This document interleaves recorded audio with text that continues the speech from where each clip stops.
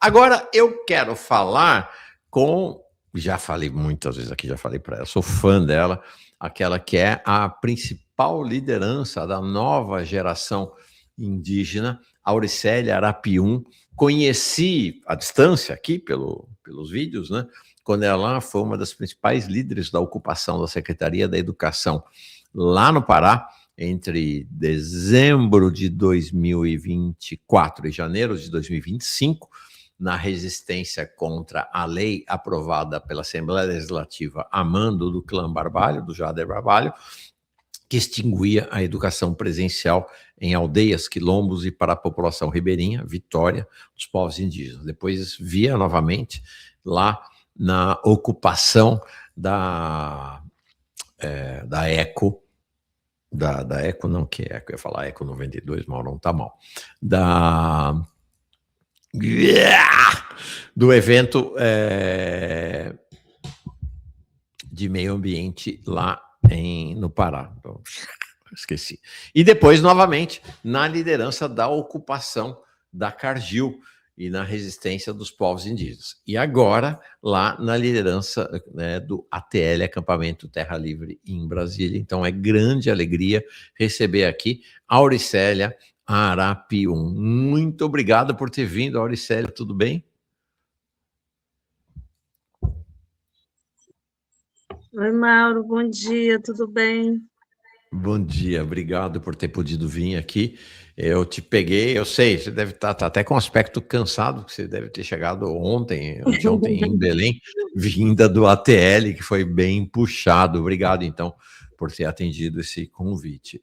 Bom, para começar, Auricélia, queria um balanço do ATL. O que você achou desse acampamento Terra Livre? Quais são os principais significados desse ATL 2026? Então, Mauro, na verdade, eu vim para Santarém e hoje eu vou para Belém, na correria sempre, mas o acampamento Terra Livre, esse ano ele foi de muitos desafios para realizar, né?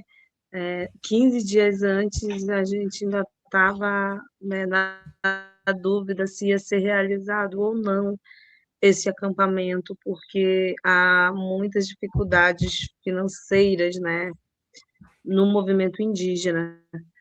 E, e Olha, assim, teve até um momento que o povo ficou meio que em desespero, vai acontecer, não vai.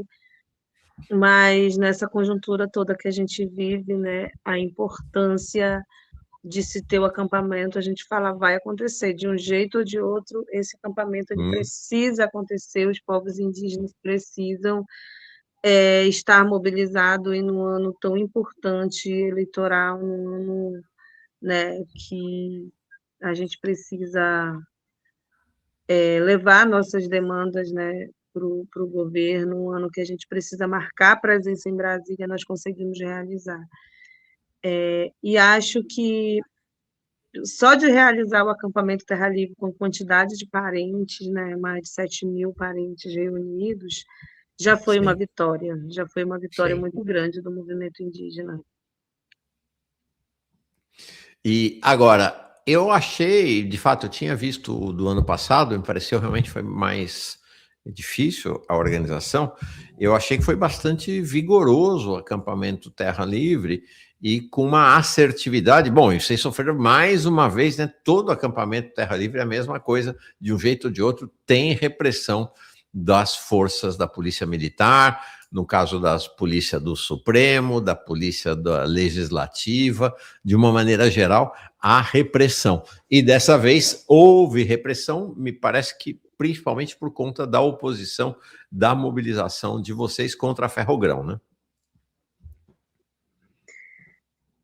Mauro, a gente acaba que levando, nós aqui da região do Baixo Tapajós, do Tapajós em si, né,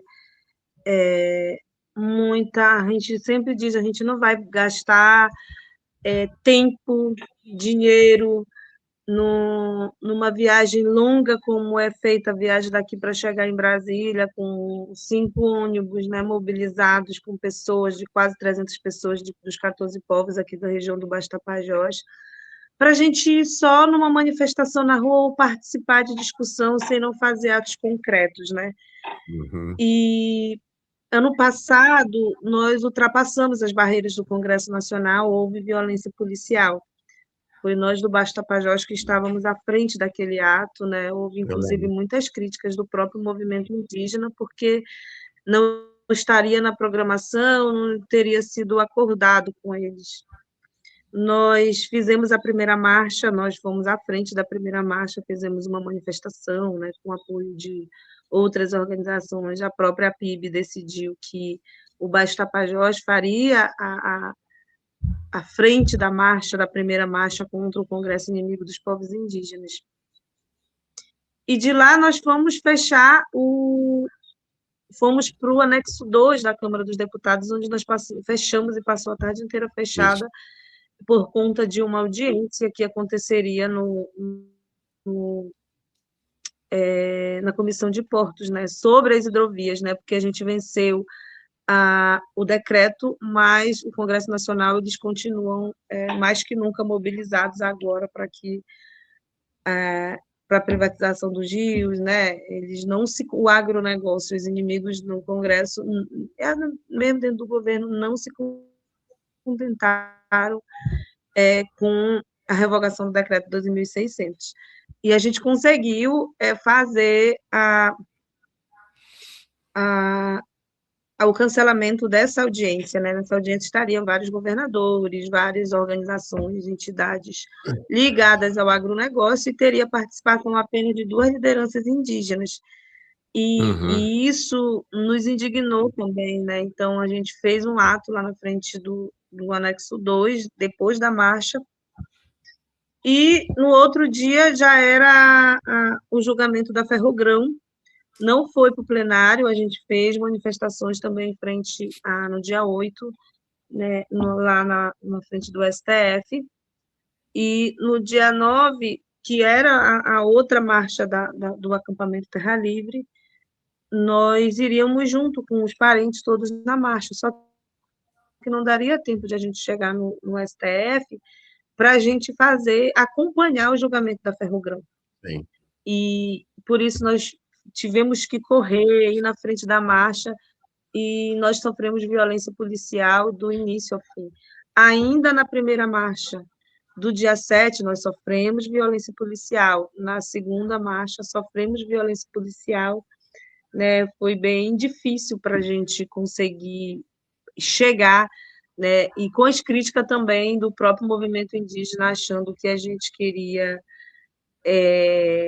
fazer baderna, que a gente queria desmobilizar a marcha, né? Até o pessoal compreender que a gente tinha que estar no STF, porque estava sendo pautada a Ferrogrão, que é extensão, inclusive, né? Está no mesmo pacote do decreto das hidrovias, que é os mesmos interesses, que a luta continua, que é a extensão da luta do território, né? Isso até falar para a imprensa, até falar para os parentes que era necessário a Sim. gente correr para chegar por conta de estar sendo pautado ali no STF, a nossa vida foi bem difícil com a polícia, né? Mas depois de várias negociações a gente conseguiu passar para dentro do STF, inclusive para o plenário.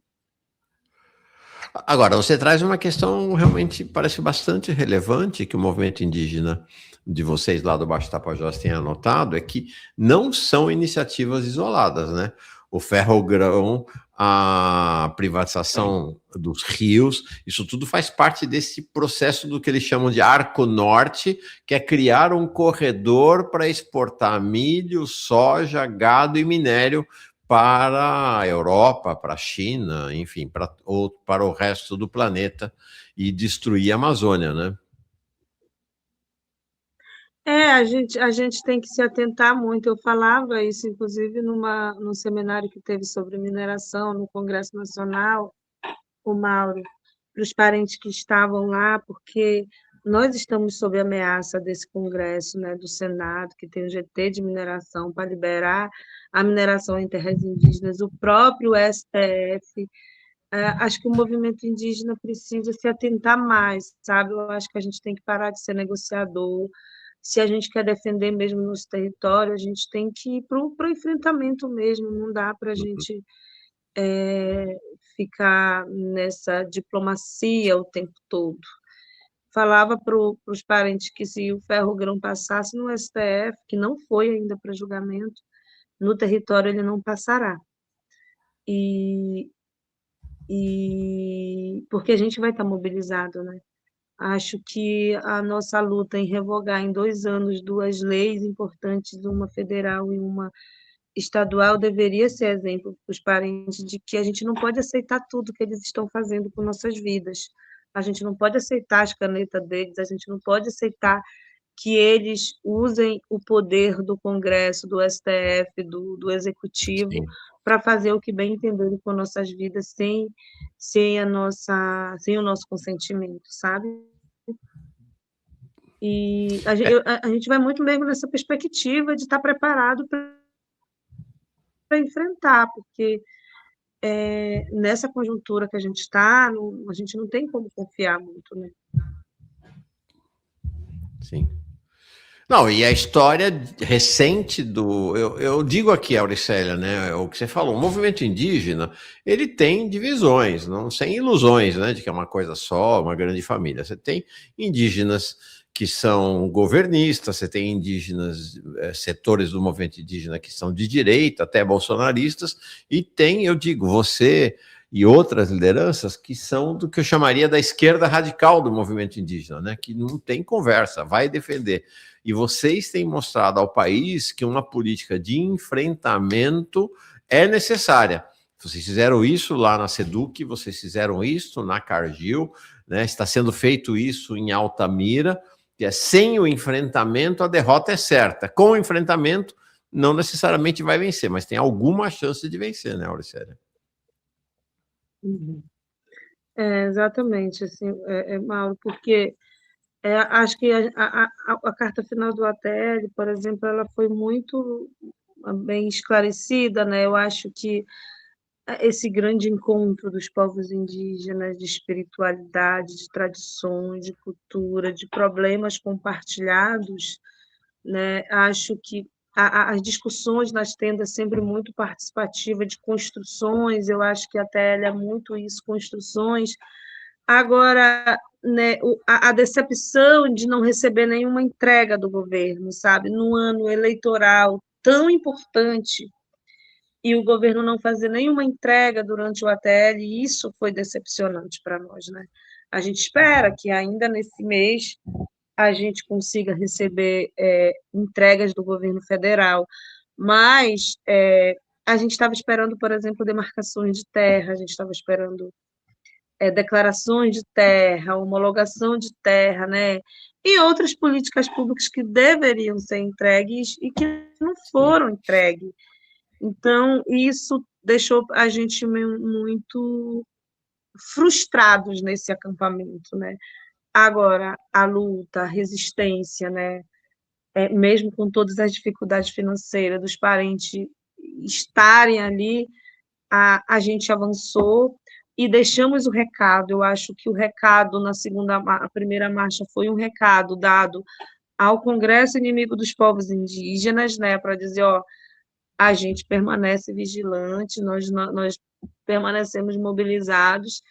E a segunda marcha foi um recado direto ao presidente da República para a homologação das terras indígenas. Eu acho que Lula ainda tem tempo, né? Eu acho que o governo federal ainda tem tempo, antes das eleições, de fazer entrega de demarcação de terras, de homologações, Uhum. de declarações, de publicação de relatórios. Acho que ele ainda tem, assim, tempo para fazer isso, sabe? Eu acho que a gente não perdeu, a gente ganhou porque construímos, fizemos o ETL, demos o recado e a gente espera que ter algum retorno, né? Auricélia, eu fiquei sabendo que você será candidata, é verdade? Então, né, a gente está construindo aqui, Mauro, aqui no Pará, essa pré-candidatura, né? Eu, inclusive, estive reunido com vários outros candidatos, possíveis candidaturas indígenas, pré-candidatos, né, em Brasília, e fomos lançados durante o ATL, o ALE aqui pelo Pará. Eu estou pré-candidata a deputada estadual e ALE pelo PSOL, e a Alessandra pelo PT federal, né? A gente, eu estou assim, nesse desafio dessa construção toda, Mauro, não é algo que eu pensei para a vida, ou que eu construí na vida, que era isso que eu almejava, não. Acho que foi uma construção, está sendo uma construção coletiva do movimento indígena, de outros movimentos sociais, né?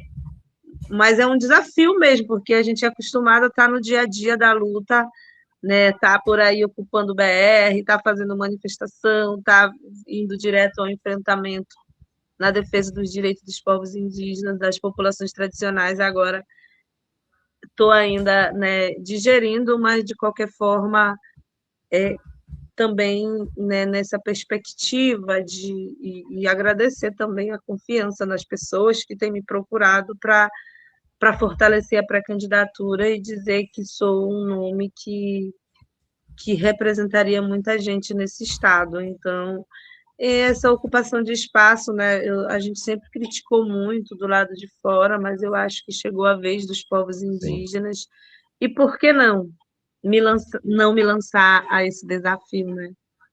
Sim. Sim. Vocês têm, Auricélia, os 14 povos do Baixo Tapajós, são quantas pessoas que constituem a cidade dos 14 povos ali? Olha, aqui no Baixo Tapajós nós somos mais de 20.000, os 14 povos, né? Chegam em torno de 25.000 pessoas Tá. aqui em Santarém, Aveiro e Belterra, que compõem o Baixo Tapajós, né? Que são 3 municípios. Uhum. Tá. 20.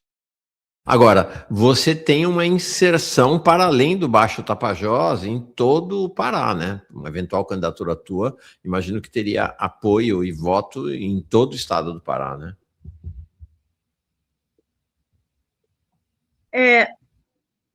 Assim, e é por isso também que eu me coloco nesse desafio, Mauro, por conta do Estado, né, do Estado todo ter me procurado, né, de estar numa boa posição das intenções de voto, né, como fico feliz de ver as pessoas procurando de outros municípios, de outras regiões, né, para a gente ir construindo isso. Inclusive, Belém é um território que a gente tem muito apoio, né? Eu vou para Marabá Uma também candidata. ainda essa semana, porque a gente tem construções por lá. E aqui no Oeste, né, enfim, eu acho que todo o estado mesmo a gente está tentando construir com o povo de movimentos sociais, não só com o movimento Agora, indígena, você de é uma como candidata sou de oposição ao clã Barbalho aí no Pará, né? De clara oposição ao clã Pois Barbalho, ao é, domínio do clã Barbalho. exatamente, exatamente. E é muito nessa perspectiva que a gente vem também, né? De inovar também a política paraense. Sei que não é um espaço, acompanho minhas companheiras dentro desses espaços de congresso da própria Lepa mesmo, né, com a deputada a Lívia, e sei que não é um espaço fácil, não será um espaço fácil, mas acho que é um espaço para se fazer luta, sabe? É um Uhum. espaço onde a gente vai conseguir mobilizar, onde a gente vai conseguir levar nossa voz, vai conseguir representar. E a minha pré-candidatura, ela não é uma pré-candidatura construída apenas pelo movimento indígena. Ela é construída por vários movimentos sociais. É lógico Sei. que, com uma mulher indígena, né, sendo da região que eu sou, do Baixo Tapajós, há uma construção coletiva aqui, inclusive o lançamento dessa pré-candidatura será no dia 2 de maio, dentro do meu território, na minha aldeia, Ah, já está marcada, e inclusive, todo legal. mundo muito empolgado já. todo mundo assim muito empolgado, né, para a gente fazer esse lançamento.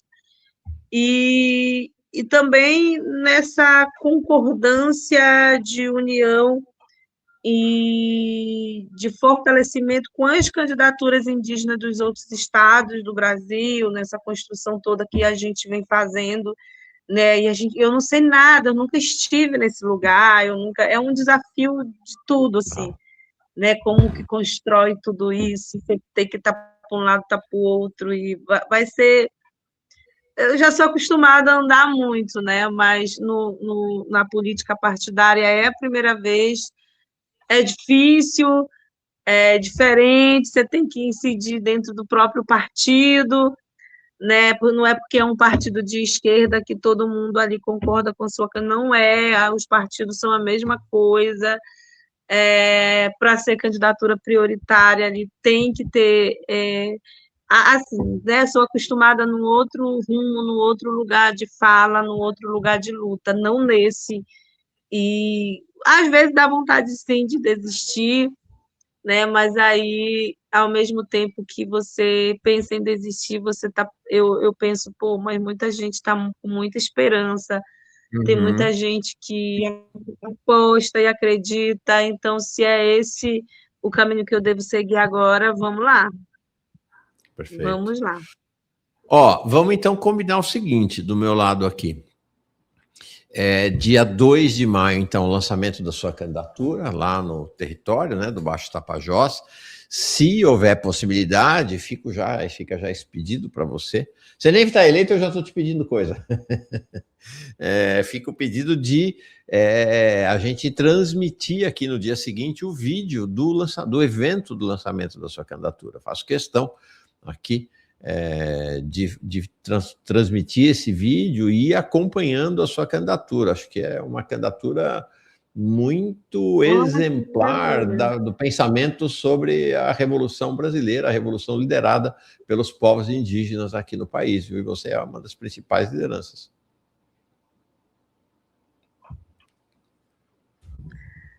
Obrigado, viu, Mauro? Obrigada mesmo. A gente vai estar aí nessa construção com a empolgação do meu território, né? Disso tudo vai ser lindo. Eu estou também muito empolgada com esse lançamento, né? Que é o final de uma assembleia do meu território, do meu povo, e mais empolgada ainda, porque teremos a presença do ministro dos Povos Indígenas, que vai fazer também ouvir os povos indígenas do meu território, da região. Então, acho que vai ser algo assim muito diferente, porque a gente também tem aquela perspectiva de fazer, assim, vem entregar a demarcação física aqui de território indígena aqui no Baixo Tapajós, e assim, um sonho de muitos anos, e ter a presença dos meus parentes que já estão nesses espaços de poder, de decisão, para mim vai ser um momento muito importante, um momento histórico, não para mim apenas, mas principalmente para o meu povo. Olha, o Rafa diz assim, mais Jones e Auricélias no Congresso. O Paulo Fernando diz assim, Auricélia, vamos com tudo, querida, vamos. Então, eu vou documentando, transmitindo aqui e também informando dos eventos de apoio à tua candidatura, né? A arrecadação e toda a possibilidade aí de apoio. Mas eu não vou para o Congresso, né? Eu vou para a Alepa, vou para a Assembleia Legislativa, que foi porque as pessoas me perguntam por que não federal, por que não federal? Porque foi um combinado entre eu e a Alessandra. E a Alessandra disse que vai se candidatar a federal, então nós estamos em partidos diferentes. Nós poderíamos as duas estar como federais se nós estivéssemos no mesmo partido, mas nós estamos em partido diferente, nós iríamos dividir voto. Por isso eu vou ficar vou ser pré-candidata, estou a estadual e a Alessandra federal. Mas, gente, sem dúvida, o Johnny no Congresso eu também estou ansiosa, assim, ele vai reforçar muito as nossas candidaturas. E eu estou nessa expectativa de que mais parentes indígenas vão se eleger e nós teremos a bancada do COCA nas Assembleias Legislativas e a bancada do COCA no Congresso Nacional. Perfeito. Legal, então tá combinado, combinadíssimo, Auricélia. Obrigado demais pela tua presença aqui e vamos acompanhando, tá bom? Boa jornada para você. Boa jornada para Obrigada, você. Obrigado demais. obrigada, me coloco à disposição.